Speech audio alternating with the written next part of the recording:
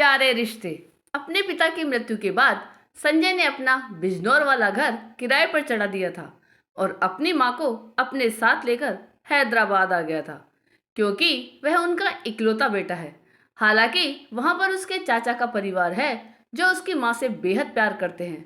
उमा जी का मन भी अपने पति के घर को छोड़कर जाने के लिए नहीं करता था, लेकिन संजय यह कहकर उन्हें अपने पास ले आया कि माँ, पिताजी तो चले गए, लेकिन मैं आपको अकेले यहाँ नहीं छोड़ सकता। आखिर मैं भी अपनी माँ के साथ रहना चाहता हूँ। अपने बेटे की जिद के सामने उमा जी को झुकना ही पड़ा और वह अपने बेटे के साथ हैदराबाद आ गई। लेकिन उसकी पत्नी रुचि अपनी सास के वहां आने से खुश नहीं थी, जबकि उमा जी की आदत उसके किसी काम में हस्तक्षेप करने की नहीं थी।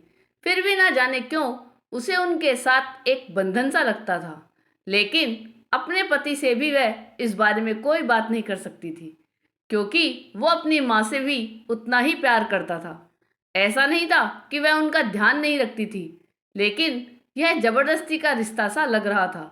उमा जी अपनी बहू के साथ तालमेल बैठाने की भरकस कोशिश करती थी। रुचि कहती तो कुछ नहीं थी, लेकिन खिंची खिंची रहने लगी थी।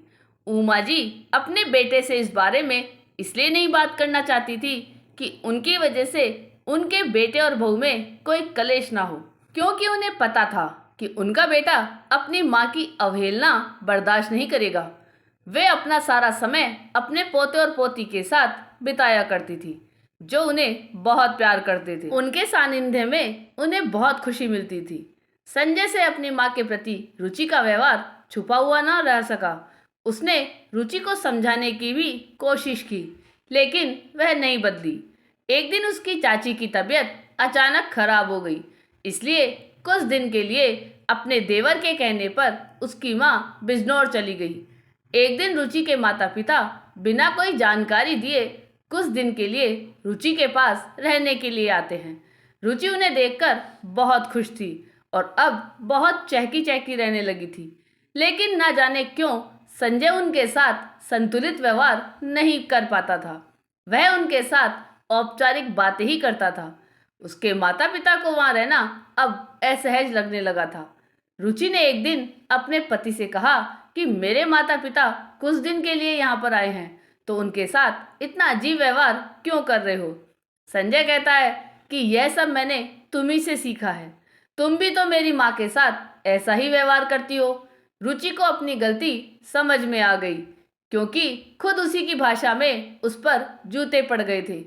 अपने व्यवहार पर अब उसे बहुत शर्मिंदगी महसूस हुई और उसने अपने पति से माफ़ी भी मांगी। अब तक सारा माजरा रुचि के माता पिता को भी समझ में आ गया था। उन्होंने अपनी बेटी से इतना ही कहा कि जब तक खुद पर नहीं बीतती तब तक हमें दूसरे की दिक्कत भी समझ नहीं आती। संजय ने अपने सास ससुर से अपने व्यवहार के लिए क्षमा मांगी और उनसे कहा कि इसके अलावा मेरे पास रुचि को समझाने का कोई और रास्ता नहीं था। मेरे लिए रुचि और अपने माता पिता में कोई फर्क नहीं रहा है। उन्हें आज अपने दामाद पर बहुत गर्व हो रहा था। कुछ दिन बाद जब उमा जी वापस आई, रुचि का व्यवहार पूरा बदल चुका था।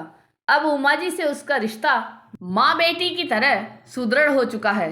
दोस्तों, यही बात है, जैसा व्यवहार हम दूसरों से चाहते हैं वैसा हमें भी उनके साथ करना पड़ेगा, फिर चाहे रिश्ते अपने हों या पराए।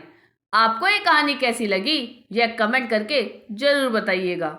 चैनल पे नए हो तो सब्सक्राइब जरूर कीजिएगा और वीडियो को लाइक और शेयर कीजिएगा। धन्यवाद।